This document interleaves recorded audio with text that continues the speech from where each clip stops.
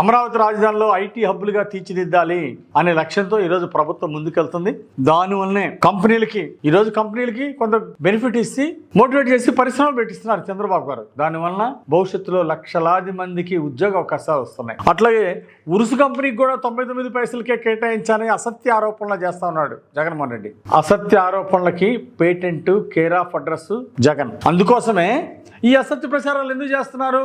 ఉరుసు కంపెనీకి 50 లక్షలు ఎకరం 50 లక్షల చొప్పున 56 ఎకరాలు ఇచ్చాం. అట్లాగే ఎకరం ₹1 కోటి చొప్పున 3.5 ఎకరాలు ఇచ్చాం. ఇవన్నీ వాస్తవాలు తెలుసుకోకుండా దుష్ప్రచారాలు చేయడం మంచి సాంప్రదాయం కాదు. ఈ దుస్సాంప్రదాయాన్ని అసత్య ప్రచారాలని మానుకోకపోతే మరొకసారి బుద్ధి చెప్తారు ప్రజలు. ఇప్పుడు ఎందుకు బుద్ధి చెప్పారు? మీ అసత్య ప్రచారాలు నమ్మారా ప్రజలు?